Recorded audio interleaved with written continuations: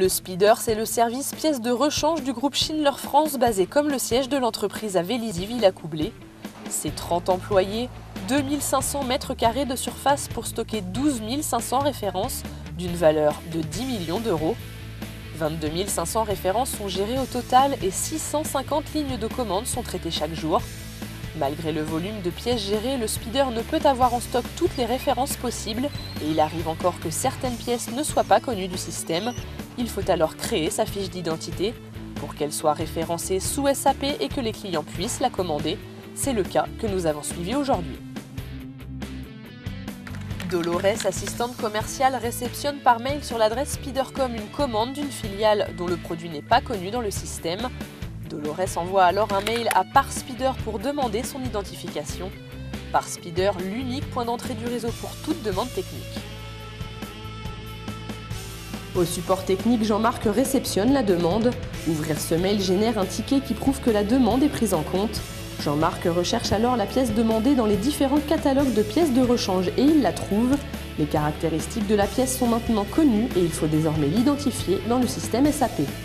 C'est donc Philippe qui reprend la main. À partir des éléments transmis par Jean-Marc, il va demander au service dédié en Espagne l'attribution d'un numéro de référence à la pièce demandée. Le prix, lui, est fourni par le service achat. Le lendemain, c'est bon, la pièce est référencée au sein de l'entité Schindler France. ParSpeeder répond donc au mail de Speedercom et transmet la nouvelle référence. Ainsi, la commande de la filiale peut être enregistrée sous SAP. Parallèlement, un accusé de réception avec numéro de commande et délai de livraison est envoyé à la filiale demandeuse. Au service approvisionnement, Philippe reçoit la demande d'achat qu'il transforme en commande d'achat. Ça y est, la commande de la pièce auprès du fournisseur est alors effective. Quelques jours plus tard, la marchandise est livrée au service réception du Speeder. Jean-Luc contrôle les colis réceptionnés, récupère le bon de livraison et émarge le document transport. Il le transmet à sa collègue Naï pour l'enregistrer sur le cahier de réception et informatiquement.